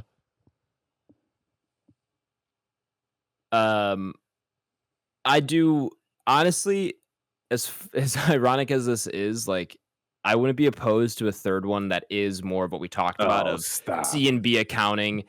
Well, okay, because the good parts of this movie are the buddy cop kind of vibes and the bar scene that we talked about of John I Bernthal, agree. That's the best scene. We do need to talk about and Ben that. Affleck. Like, if we could get a full movie of that with them having their autistic X-Men cybercrime people supporting them, I mean, I don't know. Like, hey, listen, I didn't write this movie, so Cross it over with John Wick. Put him in the John Wickiverse. I'm ready. Well, there we go. I think John Wick needs an accountant. Those were the good parts of the movie for sure. me. And so, like, if we got more buddy cop and leaned heavier into that, and it was, all right, now we're a duo, and that I can get behind, because those were the good parts of the movie that I really enjoyed. Now they've got a lot of work to do in terms of kind of making me understand, and maybe it's a prequel of some sorts, but making me understand how both of these guys got there, because it's, even in the first one, it's not fully established, I guess, that like their dad was just a colonel. Like, well, Ben Affleck is an escaped convict. That's not brought up enough. Like, that character is just a felon. It's really not. That's just really on not. the run. Yeah, which is funny because this one, I mean, it basically like within like the second scene, it has what's the lady who's the FBI agent name? Medina. Her real name is Cynthia Adai I can't think of her Robinson. name. Mayor Beth Robinson. Yeah, Medina. Yeah, like you're like us as the viewers, right? We've seen the first one. We know Ben Affleck is like a convicted convict. They're trying to find this guy. He's murdered so many people, and like the first time she sees him, she's like, Can you help me find somebody? And I'm just like, and that's a complete opposite of her character the rest of the movie, where they're trying to do things like incredibly illegal, and she's just like, I'm a U.S. I can't agent. keep doing this. We can't do that. And it's like, you fucking hired me to find somebody. Like, and it's just, it's just goofy, man. It's goofy, but it is what it is.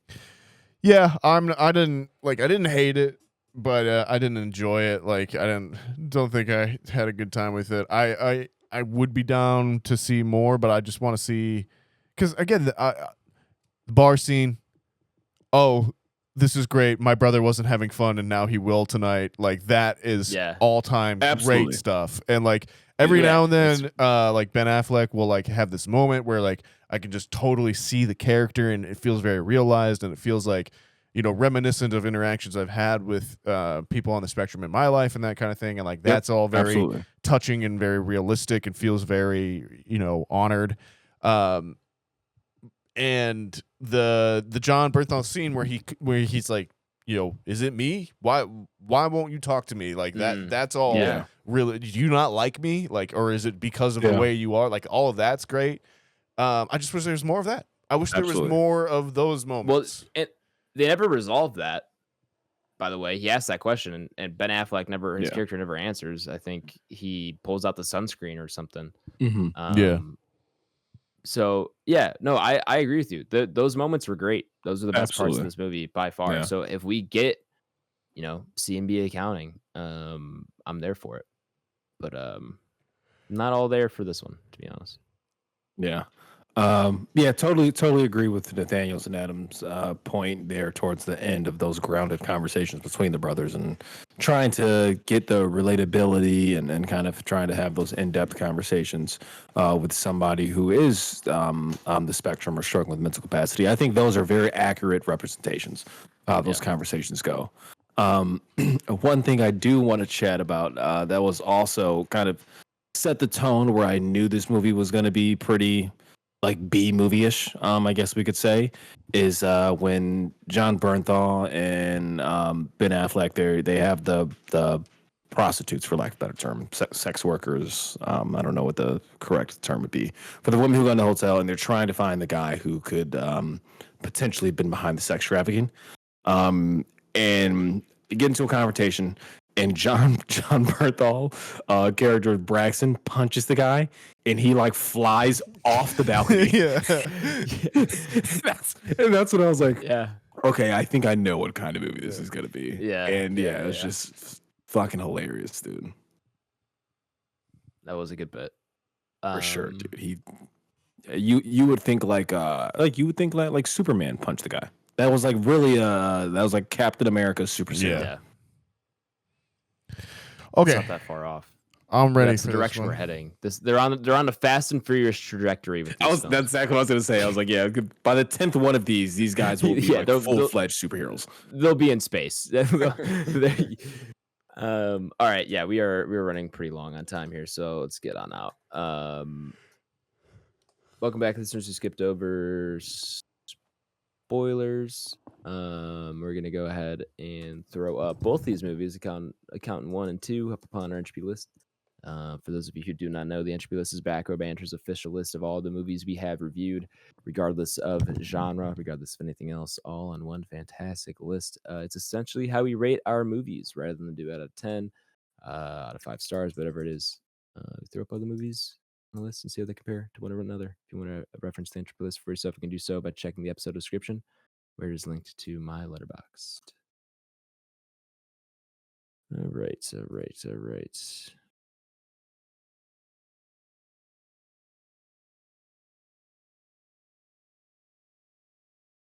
what we got here. Let's do the Accountant 1 first, and then we'll do the Accountant 2. And then, just so we are clear here, listeners, Tyler is planning on watching and ranking both of these movies, so this is not a bit of sizzle. These will go up on the Entropy list long term. Official. So we should have these two and Sinners going up eventually, right? Yes. Yeah, Sinners left off at like 70 something, didn't it? No, lower, higher. I don't know, something like that. I think I kind it of was higher. Blake, I was gonna say, as like one of the world's only Sinners haters, how you feeling? In week 2. Man, it's dude. I see the movie is the movie's going crazy, right on the interwebs, as the kids say. But it's good. I'm not saying it's a bad film. Yeah. It takes. Yeah, as you can see, she was upset. This was probably her favorite movie ever.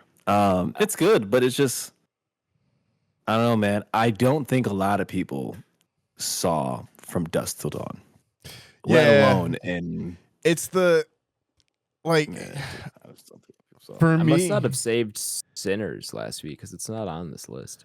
For me, like it goes back to I keep going back to the experience I had when Get Out came out, where it was like there's these horror movies that like break the bubble and like kind of go mainstream, and it's like they're considered like these high watermarks, and it's like, yeah, they're really great, and like they definitely both have something to say, right? But from like the horror standpoint, like you guys don't see all of the things that they're like homaging or like straight up taking from and that kind of stuff. Like, so yeah, I've seen all this before. There's nothing wrong with homaging or pulling ideas from 100%. classic movies. Like that is, everyone does it, Nothing and wrong it should with be, that at all. and it should sure. like that is how you honor the past, and you make you do your own iteration of it, right? Like that's Absolutely. that's always been there, it always will be there. But it's also like, it's also why like your reaction to it is entirely justified and just as okay as someone discovering horror for the first time through Sinners or something like that, right?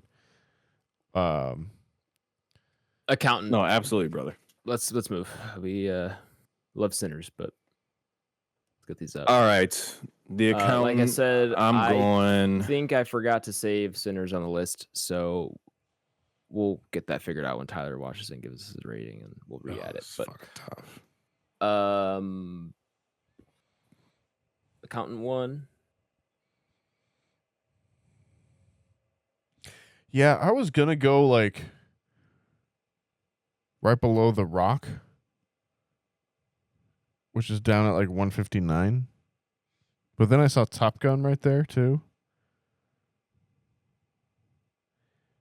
And I think I gotta go below that. So I guess that'll be 164, above Bob Marley's One Love and below Top Gun. Just from an action movie standpoint. That's actually a good place, Nathaniel. I was kind of looking in the same area. And honestly, where I'm falling is, and this is a film I've said on countless times, I think we need to give more grace to. And that's Tenet. Yeah. Yeah. I can't say that The Accountant is a better action film than Tenet. I just can't say that. No, I get Despite that. all the audio issues and the fucking 5.5-hour runtime of Tenet, right? It is a Nolan movie. He's baked into it. There's rewatchability. There's a lot of in-depth analysis and things involved with it. That being said, also with VHS 1 behind it, I'm putting it at 170. 170, fair spot. Yeah. Above Paranormal Activity. We'll say below VHS. Dude, honestly, you might have like the perfect spot for me because The Notebook is the one that I'm like, Sure. ain't no way this is going above The Notebook. Notebook probably one that has fallen a little too low for me personally. Yeah, I probably agree. Could probably boost that up in July. We'll see what happens. But this or Tenet or VHS in that range, I'm like, I don't know. Tenet I need to rewatch with subtitles. Dude, that movie is so much better than 100. I know 69 or whatever. I know I hated on it for when it came out and shortly thereafter. I'd need to rewatch it because I'm more open to it. I think in terms of just being less kind of like Accountant 2, just less critical of it and more. Yeah. Don't think, just feel kind of thing, like they say in the movie. Regardless, I'll probably put this until a Tenet rewatch happens. Actually, no, I can't do that. A Tenet's not that bad. Above VHS, 169. I'll do the same spot. Yeah. Did you do 170? You did 170. So I did 170. I'll do above VHS. I can do that. Nathaniel? That was I gave mine the 164. But I'm sorry. The Accountant 2, I would probably No, hang on. Oh yeah, this is one that throws me for a loop. 167 I like for it more. 167 for The Accountant. For the first for Accountant. now until Tyler. until 167.6 I should say. So it's going to go at 168 below The Notebook, above Tenet. That's terrible. Yeah. All right. Okay. The second, Nathaniel, do you know where you're at? Yeah, probably I think I know where I'm going. 176 below Ferrari, above Men. Can't put it. It's got to be lower than Blind Spotting. That movie's way better than this. Ma Rainey's is another one that's probably getting unfairly kind of pushed down there as well. Yeah, too. for sure. But that movie's decent, but I don't. yeah, it's not one like No, I go back to it's or not anything like great. that. And Yeah, so like that's where I am seen with it. this on Men. I think Men's probably like a better movie, but like if I would probably rewatch Men by myself on a rainy night or something like that. But For sure. this I would at least like pull if I had friends over and a bunch of us were just hanging out drinking beers or something, like I would put this on. Yeah, in the you could put background. this on. Yeah. Mm-hmm. So I agree. that's I where I'm agree, putting this brother. one. Right there. So whatever that is, what was it, like 174, I think I said. 170. You said 176. Okay, yeah. Blind Spotting above Ferrari.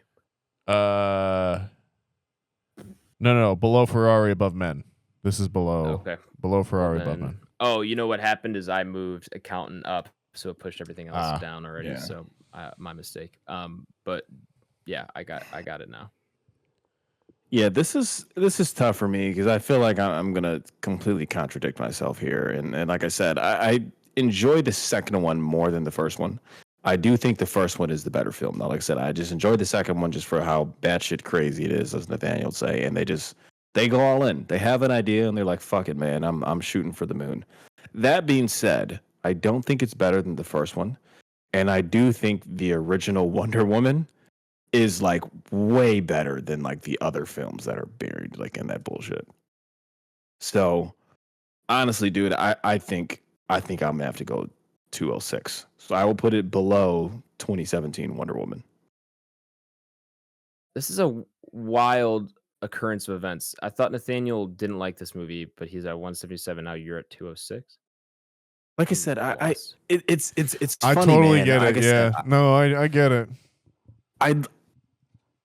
Yeah, I mean, just to put on. no, rank like, it where you want to rank funny, it for sure. I'm just like, this is just not just cognitive dissonance here. I'm like, what is going on? I mean, come It's on, getting fellas. late. We have Thor: Love and Thunder is higher than Wonder Woman 2017. Yeah, I agree.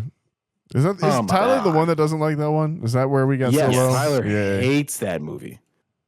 I think it's But solid. It could definitely be moved. We might need to talk about that for our 5-year anniversary one or something. yeah, it's not. Nobody's saying it needs to go up to like 50 something, but like, it's absolutely better than Thor: Love and Thunder. Absolutely better than Eternals. Yeah, you're not wrong. Yeah. Yeah, this is definitely in that range, and this is like definitely a tier of the list where I'm like, Yeah, for sure. Kind of, it's all kind of jumbled together. Where like your personal enjoyment on this tier of the list is like you could rearrange so many different things, so it's kind of hard. I don't want to knock this too hard because at the end of the day, it's like not that bad of a movie. But this is the tier of the list where it's like bad meets entertainment value. Yeah. And where does that Exactly. where do you fall on that scale? Because I'm like, dude, there's some Godzilla movies that probably watched before this. For sure. And Yeah, just get yeah, more yeah. entertainment out of. You were 206. Oh, I've got to adjust that because now you said you were below Wonder Woman.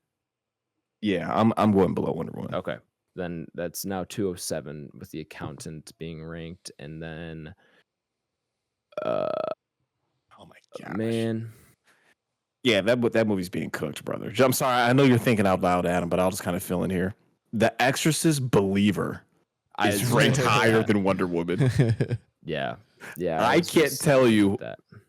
anything from that movie anymore. Right. Fast forward, was that 2 years later? Yeah. Ant-Man and the Wasp: Quantumania. Okay, yeah, that's a problem. You know what? I'm gonna put this. Here's what I'll say. I like The Flash more than anyone else on this podcast. Yeah, you do. I don't know why. I can't explain it. Whatever. So I'm gonna do that, which is now 194 below The Flash, above Godzilla, Kong, The New Empire. And that gives us our current ranking of. How does that? I don't know what I just did wrong. What was So you got a 206 for me, which is now 207.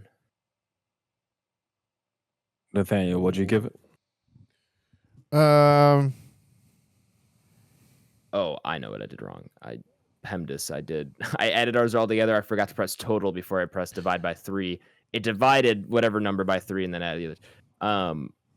So 207. I'm changing mine. I'm not locked in. I'm changing it. I'm changing mine. Oh, jeez. 191. This episode's never gonna. So you got a 206 from me, a 191 from Nathaniel. 191 from Nathaniel. I'm 194. 191, Nathaniel. Are you below Forgetting Sarah Marshall? Yes. That is now 192. Sure. Now we get an average ranking. There we go. 197.6. Giving us we'll put that at 198. Now that is below The Greatest Showman, above Ant-Man and the Wasp Quantumania. Thank God it's above that movie. That movie needs to be for sure. That movie's really bad. That movie, like, honestly, could be one of the worst movies. But honestly, fellas, nothing is more blasphemy to me than The Exorcist Believer. No bullshit. That should be within the bottom 3 movies on this podcast. It was not good. No, I wouldn't go that far. Oh, come on. Tell me one thing you remember from that movie. There was 2 of them. There was 2 of them, and then the pastor, when he tries to perform the exorcism, like, doesn't his head explode? Or like he starts bleeding from his eyes or something like that. Maybe. I think a head explosion probably would have had me somewhat well, no. There's someone in the car outside during the exorcism who was like, I can't do this. And then he decides to run inside, and then I think it's the pastor, and then I think he dies because the mom or the grandma or some other person was like, well, we have to do this. So if you won't do it, there's something I'm going to do it.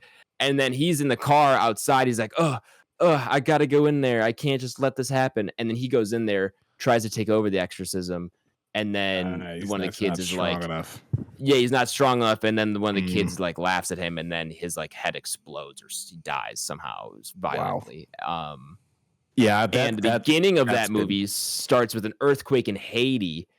It does. Yeah, I do remember that now. Yeah. Because they're on vacation. Okay. For sure. And there's some she's like pregnant as well, witch doctor. right? Yeah, she's pregnant. Okay. Yeah. Okay. So I know enough to know that is true. You did give a pretty good rundown of Exorcist Believer 2 years. That's all you need to know from that movie. I don't know anything else.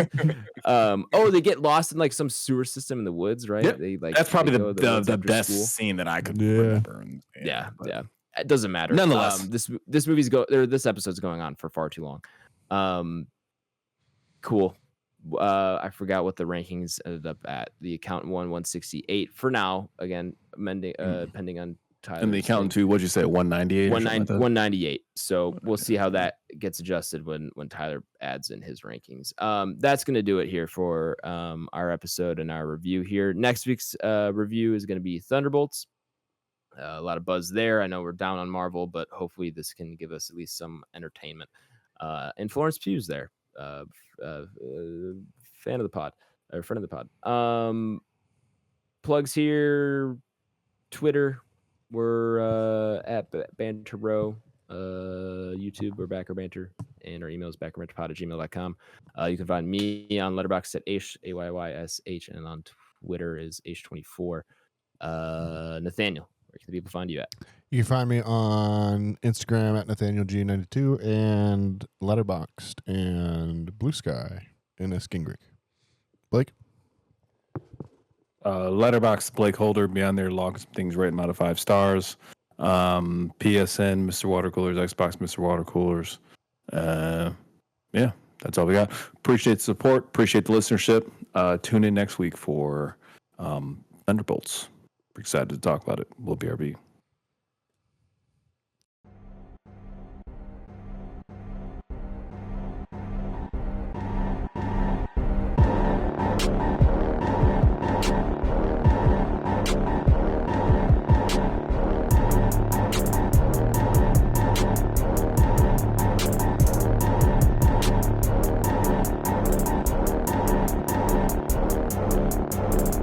America. Ready for another lesson. Unfortunately, the Lakers lost. Now recording. Okay, so unfortunately, the Lakers lost. That was kind of sad for the basketball world, right? Yesterday. Yes and no. I don't know. I'm not shocked at all. I mean, no. Yeah, for sure. Yeah, for sure. Yeah, I have probably 3 or 4 friends of mine that picked the Lakers to win the finals. Oh, pretty much after the Luka Doncic, like a couple weeks, or it was like a month or 2 after Luka Doncic trade, they were like, Sure. yeah, like the Lakers could win the finals. And then I mean, my other buddy, who's a big LeBron guy, okay, this was like 2 or 3 weeks ago when we all met up at Ty's. That later that night, I was talking to him, and he was saying how he thinks the Lakers can make a run and everything. I'm like, dude, like, let's be real, bro. I mean, maybe betting odds, right? You probably would have been able to make some good change. You know what I mean? If you put 100 on it, I'm sure. But as far as thinking they were going to win, like, I mean, I don't know. There's NBA's too good, man. You need more than 2 pieces. Yeah. Or 2.5 pieces, right? Well, you got to have a good roster, man, top to bottom. You do have to have a good roster top to bottom, but like, you also like, you got to have a big man, dude. You got to have. Yeah, they have no center. Center. You know, Rui's decent, but like he's better at the 4. Like he's better playing. I thought that's what Rui Luka. Hachimura's. Go ahead. I thought Luka was a big man. Or who's no? I'm thinking of no. Who's the gentleman on the Jazz? You're thinking of the gentleman on the Nuggets. You're thinking Nuggets. of Nikola Jokic. Yeah. Okay. Yes. Yep. Yeah. Always those Who two. is a big man who is also from Europe. Yeah, he's a freak. He's technically the best big man in the that NBA. big. Best big man potentially of all time. I Yeah, mean, arguably. I don't know. I agree. big man I is agree. is it's kind of an ambiguous term when it comes to Yeah. Jokic and genuinely today's NBA. I mean, fives. The center never used to shoot threes before, but Yeah. now they're just chucking them up like it's nothing. And Well, what Jokic, happened, for like the first half of the season had like the highest shooting percentage we'd ever seen. He was shooting like 48% from three through like 40 Yeah, games or something he's like that. It was ridiculously good. crazy. What happened with the Wembenyama? Wembanyama. Yeah, you had it right the first time. Wembenyama. Yep. Wembanyama. He's still on the Spurs. Got injured, okay. maybe a month before the end of the regular season. But Yeah, they weren't I'd going to make the playoffs either probably way, say so. February, March or so he got injured, but and Yeah. I don't know the exact diagnosis to I don't Adam's remember what it was point, but it was nothing like super serious. But actually, dude, it kind of was. It was more Was it? I should probably Google it, but it's like the where you start to have like blood clots in your veins. oh, And I that's did not know that. actually what took Chris Bosh, which is like a early 2010s NBA name, what kind of took his career from being like one of the best players in the NBA to slowly he was declining, on and then kind of out of the NBA. Those Heat teams. I did not right? know that. Yeah, he was. He was the LeBron Heat team. Was Chris Bosh and them. So yeah, so that was Wemby's injury. Now I don't know the severity of it. He is young. You got to think Wemby's probably 20 years old. You know what I mean? So like probably can bounce back better than somebody who had that injury at 36. You know what I mean? But yeah, that was his injury. So from the basketball world, it's definitely kind of one of those fingers crossed it goes as good as it can. And like you don't get cheated out of like a generational player who's, you know what I mean, plays 2 years, injury plagued the rest of their career, and he just becomes another guy you just randomly talk about on a podcast. Sure, yeah. Yeah, remember that Wembanyama guy? Yeah. It's how it goes. Hopefully not, man, because the way he's playing and also the rate at which he's improving is scary for the rest of the league. So I really hope that he can come back and be healthy. Yeah.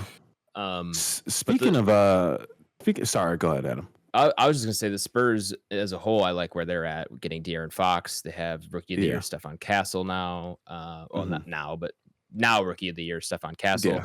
Yeah. They're a couple pieces away from being serious contenders as long. Yeah, as they're doing it right. A healthy season. Yeah. What I was gonna jump in there and say, speaking of the Spurs, though, is I'd have to sift through the information in more depth. But yeah, Pop, I think he just had another health concern. I was going to ask, is he retired? No pun intended. Pop up recently. He didn't retire. He like stepped away. Like I think he coached the first, we'll call it maybe 20 games this year, right? Yeah. They played 80 something. It was games. maybe a little bit more than that, but first half of the season for sure. A mild stroke or then he stepped away to health concerns. Then I seen something else just kind of came about rather recently too in the last week too. So that's. He was back. Sad, man. Sad. Hopefully everything goes well and one of the greatest basketball minds of all time, one of the greatest coaches of all time. I was going to ask, and when he looks rough. When he steps away, where is he going to rank on like the coaches? Up there. Oh, I mean, you got to go top like 3 at the minimum, right? I mean, I don't know the 60s basketball legends, but off the top of my head, like you're gonna have like Phil Jackson's gonna be up there, obviously. Phil Jackson he did some stuff with the Bulls in the early 2000s Lakers, right? Yep. Then you're gonna have Pop and like who I don't even know who else we can have in there. I mean, Spoelstra, I think, is quickly becoming a case for like top 5 again, and like you said, I don't have a ton of like history of basketball knowledge before I would say do you rank college 2000s differently? Like is I wouldn't in there? I'm talking more NBA. Yeah, I guess I'm going more NBA as a whole. Yeah. To Adam's point though, is like one of the bigger ones, but sure. Yeah. College is a whole nother game. To Adam's point for NBA though, like Spoelstra, the current Heat coach. I think you can start to have people argue some top 5s, right? Maybe doesn't have the amount of rings as these other guys has, but in terms of like taking teams that have no business of being as good as they are to like deep into the playoffs. He's almost like the king of that shit. Yeah. Pop. Yeah. Which is like really coaching when you think about it. Pop is. That's what we're talking about. Or No, I would Spoelstra. say that's probably Eric Spoelstra, that's the Spoelstra. current He's Heat coach. current head coach of the Heat, and he was the coach when LeBron was in Yeah, Wade yeah. and He Bosh was. were there, right? Yep, He's been he there. was. He's for the a only long, Heat coach long I time. know. Yeah. Yeah, him and Pat Riley, which now we're saying the name Pat Riley. I'm sure I don't know the stats. He's somewhere in the godfather of basketball Sure. Hall of Fame, right? You got Pat Riley. And then whoever else was coaching, I don't know who was coaching the Lakers in the 80s with like Magic Johnson and all Mike them. They won a few D'Antoni. championships. I don't think that was Mike D'Antoni, but now Mike D'Antoni, if we're talking like post, and like I said, I'm not the most versed in NBA. I'm definitely more versed in NFL. But if you're talking post like 2000s, most influential coaches, I think you're going to have Mike D'Antoni's popping up high in those conversations in terms of like modernized basketball of, Right. you know, ball movement. We're shooting a lot of shots. The tempo's fast. Those obviously, you know, Nathaniel, you're from Phoenix. Those mid 2000s Phoenix Suns teams were really just like, we're gonna run everybody out the gym and score a shit ton of points. Yeah, which is how basketball's played now. We're gonna break your lungs and then like get you a little bit tired, and then go from there. Yeah. Now Stan Van Gundy. I think he's currently an announcer now, if I'm not mistaken. I think he was. Well, I there's think he's a commentator. aren't there two Van Gundys? Aren't there brothers? Aren't they like the Ryans? I don't know. I would have to fact check that. I don't know, but I think if there are two, one's a commentator. One was the Orlando Magic coach. Probably the last time they were actually pretty solid. That's the name that I feel like. Is that the Dwight Howard years? Yep, that's with Dwight Howard. Yep. As quiet as kept. Took that team to the NBA Finals, which is one of those names where people kind of like now you would drop as like a troll of like Dwight Howard. But like quietly, man, took a team to the NBA Finals, man. That would have been beat a LeBron team in the finals. Or not in the finals, excuse me. Beat a LeBron team in the playoffs to get to the finals. Was that a Cavs LeBron? Or was it was. Yep. See, I feel like Cavs this was the era when I was like watching SportsCenter religiously in the morning. Yeah. When I woke up, so like I actually knew these storylines at that time. Yeah, man. You're spot on. That's probably 2009 or 2010. Sure, yeah. And I'd have to fact check it, but I think that's actually the Magic beating the Cavs is what robbed us of the LeBron Kobe finals. Right. I'm like almost positive that's that same year. So, yeah, man, it's been interesting to see where basketball is, but that's where we're currently at. Milwaukee, I'm here in Milwaukee, so I got to say that they got washed by the Pacers. Yeah, Milwaukee's season was weird. Pacers are Indiana. Yeah, Indianapolis. I was gonna say, do they play in Indianapolis? They do, yeah. Which is funny. Me and Haley, or was it me and Haley, or me and one of my buddies were having this conversation, but it was about the Pacers. Mm-hmm. And actually, no, you are correct. I have it backwards because I'm now replaying the conversation. Because me and my buddy were talking about Indianapolis versus Indiana, and which one of the professional sports teams is Indiana versus Indianapolis, and it's the Pacers are the Indiana Pacers. Yeah. The Indianapolis is the Colts. Oh, the Colts. Yeah. Right. And we were like kind of shooting the shit and was like, which way does it fucking go? And I just corrected Nathaniel, and he was actually right the first time. It is Indiana Pacers. Yeah. Who are pretty solid. Made it to the Eastern Conference Finals last year, shockingly enough. So honestly, not surprised they beat the Bucks again this year.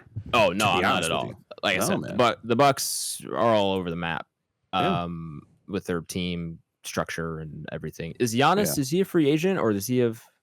I think he's still under contract now. As far as what they do with him, right? I think he's likely to traded in the next. Yeah.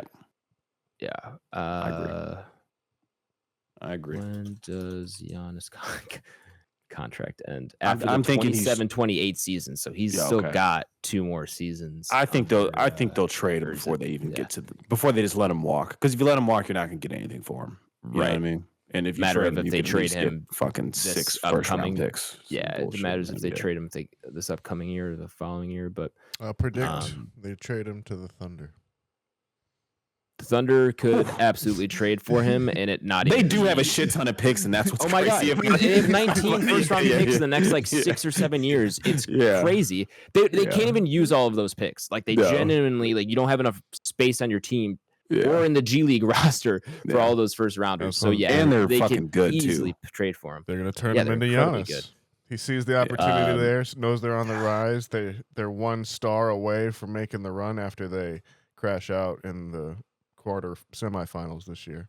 Yeah. Yeah. I think We'll see. I think you're on the right path, though. I think if they don't do it this year, or if they at least don't get to the finals this year, I do think they kind of try to cash in on some of those picks and get The somebody. The Thunder absolutely need to cash in pretty Yeah. soon, depending on what happens this year. Wouldn't be because- surprised if it's Kevin Durant.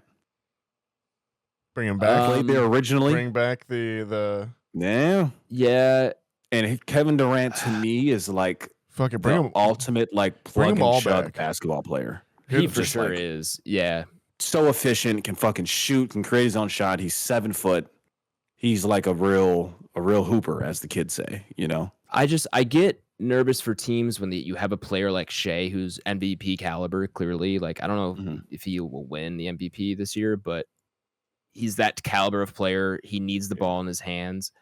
But then when you Mhm. insert a Giannis, another MVP caliber player, or KD, or like any of those guys, it's like it makes Mhm. me nervous because I'm like, I don't know if that works how you think it is, and we've seen it plenty of times where it's just like Yeah. that doesn't mesh as well as you think. And like, yeah, Giannis or Luka and LeBron on a team together is crazy, but they lost in the first round. So Yeah, you got know, to have depth. You got to have yeah, depth. you got to have depth, and you've got to have you got to yeah, construct your roster in a way yeah. that makes sense and have players whose play styles can bounce Yeah. off of each other. And there can definitely be some overlap, and you want some overlap, but it's like if Mhm. two people need the ball in their hands for them to be efficient, for them to actually Yeah. produce for your team. If they need the ball in their hands in order to do that, that creates a lot of problems. So, Absolutely. You gotta have somebody off Yeah. ball. I have a solution. And go ahead. We add a second ball. no, there you go. Now we're talking. It's Now like now it's like now we're in the the weeds. it's like the dogfight football from Top Gun Maverick. Yeah, You're playing both offense and defense at the directions. same Yeah. time. Yeah, exactly. Yeah. Uh, Real quick, what I was gonna jump in and say when you mentioned the Thunder and Shea and kind of MVP, who do you think gets that? Do you think we're going Oh, Nikola Jokic for the what is it, 4th time? it'd be Third time. Fourth time. third time in a row, fourth in 5 years. 'Cause Yeah. Are they they- gave it to Joel. Yeah. Yes. Do you Are Go ahead. the Nuggets Okay. in the playoffs again? Yeah, they're Are both in the they- playoffs. Yeah, the Nuggets, did the Nuggets they- actually played tonight, if I'm not mistaken. Yeah, they do. They're down 3-2 against the They're playing the Clippers. Clippers. I think they're up though. I think they might be up 3-2. Oh, they're up. They're up. I'm sorry. They're Yeah. up 3-2. It was Wow. 2-2. They won the other night. And I think tonight's game is in Denver. If Who's I'm on not the mistaken. Clippers? Something like That's that. not a name I haven't Um, thought about. James since- Harden, Kawhi Leonard, Oh, and then some guys where you're probably James not as Harden familiar is. with who are very good. They're Ibaka solid, though. Zubac. Yeah. Yeah, they're still very solid. right. Ibaka Zubac, European big man Mhm. who has had a pretty big breakout year this year. He's been good the past few years, but it's like really improved this year. And then Norm Powell is the other Yeah. guy that they've got going for them Norm on their offense. And I Powell? don't know who's their fifth starter. I don't even know. I don't either. I don't know. DeAndre Gordon. Um, No. Funny enough, he's on the Nuggets. It's still DeAndre playing? Jordan. Or DeAndre Yeah, Jordan? it's Jordan. Yep. You threw a G in there. But yeah, funny enough, he is on. The Nuggets. oh, it's one time. Bogdan Bogdanovic. I was gonna say that Bogdanovich plays a lot. I don't know if he starts though. But he does. He gets a lot of play time. Chris He does get a lot of Chris playing time. Dunn is their starting shooting guard. Bogdan comes Gotcha. off the bench. But yeah, one-time Clipper legend. Not even one Yeah. time. I don't want to diminish him. Clipper legend. DeAndre Jordan is now on. He's like a reserve bench player per se on the Nuggets, man. So he plays every once in a while. Obviously, he plays behind Nikola Jokic, who was Yeah, sure. probably going to win his 4th MVP. I Which, yeah, think do you think he back to does the it? original question? I think he should get it. I don't think yeah, I there's don't- any I don't question in think my he's gonna mind do it, that though. he's still. I think it's voter fatigue. The people don't want to vote for him again. I and I totally think that's agree. kind of BS. Like I understand it, but like objectively, he's still the best player in the league. Yeah. Like that is just, you look at the numbers, you look at him play, you look at his influence on the court, you look at the numbers of the Nuggets when he's on the floor versus off the floor, and they are they are like a bottom 5 team when he's off the floor, and they are a top 5 team when he's on the floor. It's just like that is the definition of the most valuable player. That is Nikola Jokic, as long as he is producing what he's doing, or what he's capable of doing. There's no question about it. Like I said, he the first half of the year he was shooting like 48% from 3 for the first like 25 games, and that was like his weakest part of his game was 3-point shooting. He couldn't shoot the 3 as well. He's like it was still like 30 to 35%, and then he all of a sudden, I think this year he probably finished. I'm talking my ass a little bit. I think he's closer to 40% from 3. So it's like, all right, so he just improved the weakest portion of his game, and you're not going to give him the MVP. Like, So will he get it? Probably not. Should he get it? 100%. No, I totally agree with you, man, and I think it's gonna mirror the NFL MVP situation between the Lamar and Josh Allen and Nikola Jokic and Shai Gilgeous, where I think they're gonna look at Shai kind of similar to Josh Allen. Okay, he's been very fucking good for 3 or 4 years straight, right? But like never won the rings, never made it to the championship. Doesn't have any MVPs, and they're going to look and like the guy's averaged 33 years in a row, but he doesn't have an MVP because somebody else is just playing out of their fucking mind. But it's kind of hard to be like, we're going to keep, I'm going to use air quotations for the listeners. We're going to keep sliding this guy who's averaging 30 a year, right? 30 a season because somebody else is playing good. I feel like the talking heads of the NBA are like, we can only do that so much before we have to just fucking give him one. Like, okay, dude, you've been super close for 3 years straight. The other guy's playing really good. Fuck it, just take it. Yeah. And honestly, I think that was kind of similar to the Josh Allen MVP with the Lamar Jackson thing, where Josh Allen, very good, 5-6 years in a row, right? Didn't get it, and it was going to be a third MVP for Lamar. But it's like, okay, like we can't just keep giving MVPs to this guy. Like this guy's fucking good too. You know what I mean? Let's just give him his MVP and call it a day. That's what I think is going to go, which sucks because I don't think MVP should be given out like that. Right. I agree. I think you just got to, it's season by season. You can't think about what's happened in the past. You know, I totally agree, man. Period. Like whoever played, it's 82 games. Whoever played the best and had the most influence in 82 games, that's your most valuable player. I'm sorry if he's just so dominant that he does the same thing 5 years in a row, but you got to respect it, man. Like you can't, you can't just not give it to him because it's not like he didn't earn it. Like he's producing. You gave him these awards and he's producing the same numbers. So it's just And I don't even know where his numbers fall for Nikola Jokic, but like I guess I don't know if this is his best statistical season or not. But sometimes that's how the cookie crumbles. Like maybe this might even be his best statistical season, but they may be like, all right, dude, we got to give Shai one MVP. He's averaged fucking 31 for 3 seasons straight. Yeah, I don't know off the top of my head how this was. If I don't think this was a career year for him, but I mean, like I said, it definitely wasn't his worst year. It's still unbelievable basketball. Yeah, and last time I checked in on those numbers, he was producing the same, if not more than his last year's season when he won the MVP, I think. Yeah. So yeah, man, that's my stance. I think it's going to echo very similar to that NFL MVP story. Yeah. So we'll see. When do they announce the MVP? Is it before the finals? Right? It's a great question. Like that for most sports. I think it's right before the something like that. Yeah, because they've been slow dripping out the awards the past few days and weeks. So I don't know when MVP is officially announced, to be honest.